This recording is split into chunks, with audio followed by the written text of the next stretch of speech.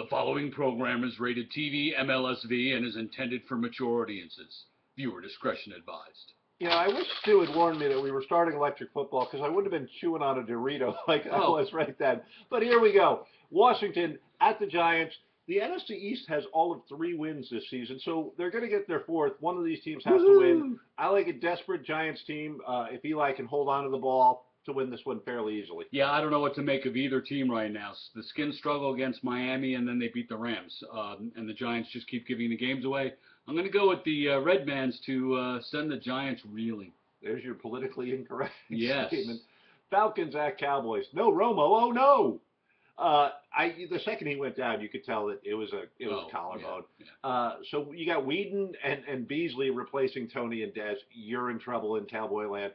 Falcons defense has suddenly come alive. Mm-hmm. Does any not really good player make more big plays than Croy Bierman? I probably just said that wrong. But it seems to me like every time I look up, that guy's coming up with an interception or a freaking fumble. I'm taking the Falcons. Yeah, I'm taking the Falcons here. The only difference between these two teams right now, even had Romo been around, is defense. Atlanta's ranked in the bottom 5, and the Cowboys are in the top 5. But Romo and Dez aren't there, and I just can't go with them. I'm taking the Falcons here. All right. Colts at Titans. And talking about bad divisions, the AFC South has only 2 wins.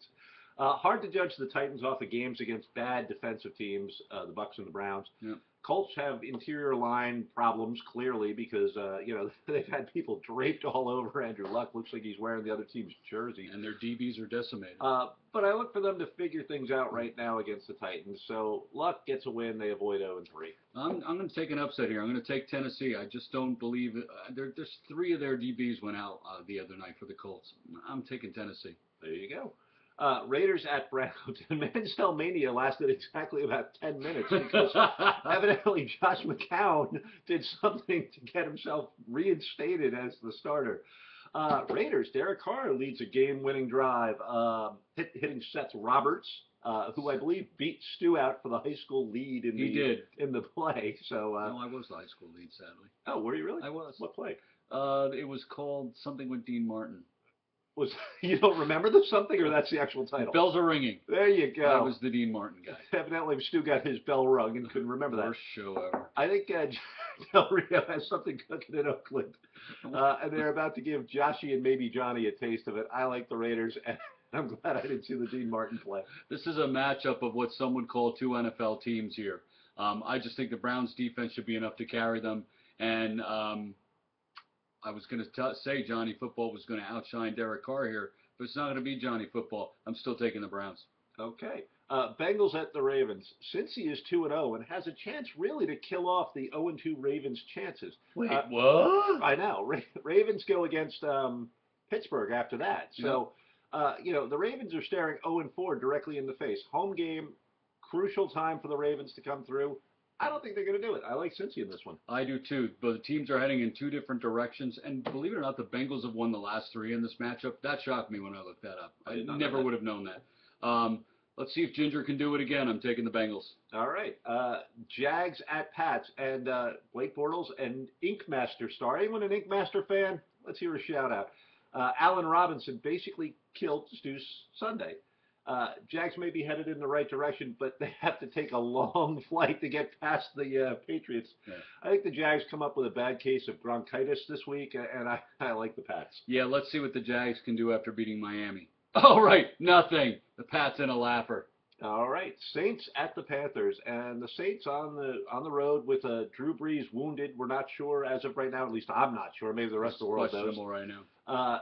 And Rob Ryan's D has been amazingly suspect, and they're going against Cam Newton, who's playing at I hate to say this, he's playing at an MVP-like level. I mean, the man is carrying the Panther team on his back.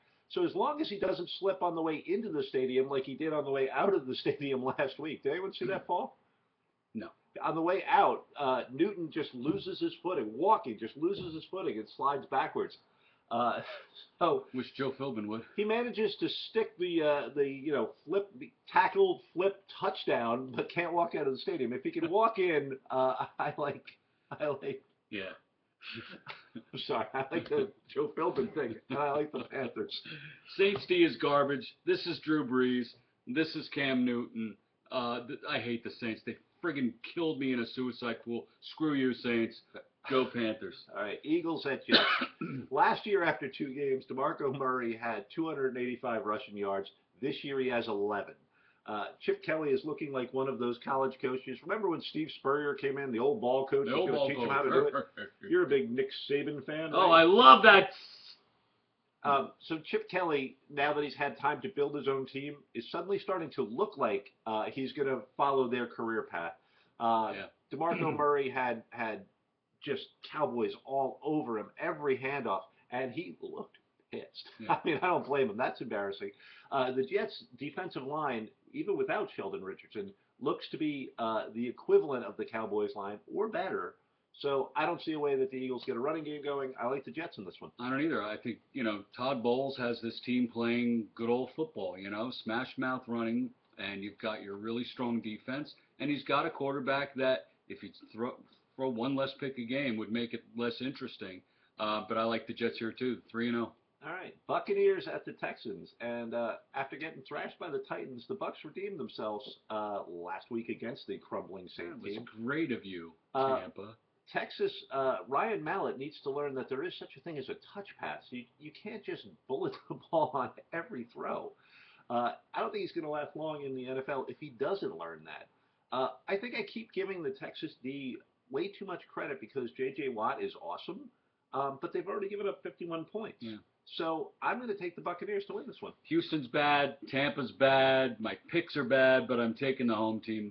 They suck too, but skip this game, but take the Texans. All right. Chargers at Vikes, and I'm 0-2 picking my boys this season. And I'm 2-0. And I don't know if people realize the loss of Ragnar is going to hurt us way more than anybody expects. Ragnar? Got it. He's our or he was, our bearded fat guy. Oh, no! He died? No, he's out. Oh. Contract negotiations. Cam Chancellor came back in, so maybe Ragnar will come back. So, yes, we lost a bearded, fat Harley-Davidson horn helmet-wearing guy. And but, I mean, getting serious about the game, Giovanni Bernard gashed the Chargers. I think Adrian Peterson, better back overall, rounded into form. I think Peterson can do the same. I mean, you're looking at a running back matchup of Adrian Peterson versus that little Danny Woodhead. Yeah. So I'm going to take my boys, hoping for an efficient game from Teddy Bridgewater, which we've been getting. I think so.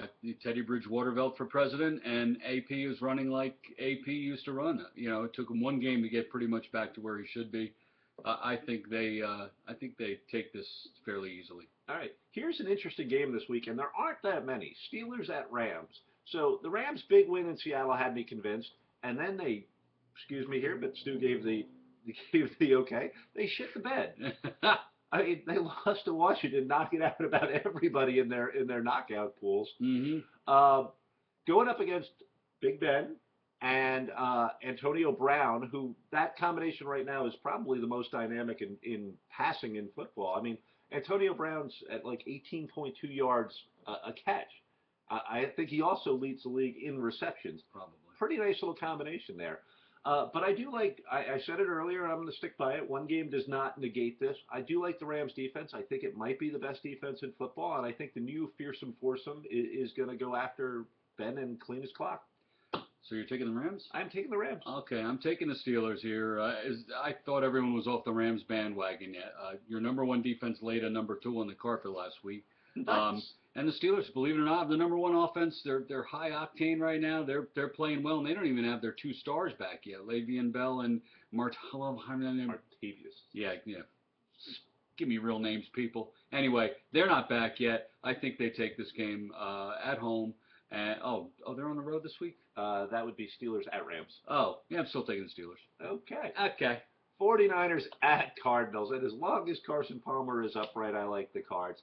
Maybe this is hangover from what the 49ers did to us on Monday night, but I'm down on them completely this year. Give me the Cards.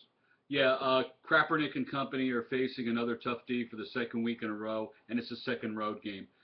If the Cards can find any running room, their running game's a little iffy right now. Ellington's chipped up a bit, but they the tattooed quarterback from the Bay Area will be watching a lot from the sidelines in this game. Cardinals by 10.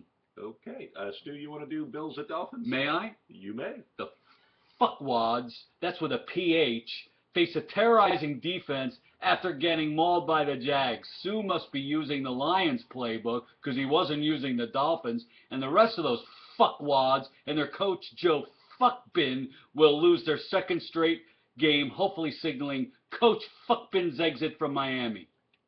So I don't think Stu really has a strong opinion on this one. So I'm gonna jump in.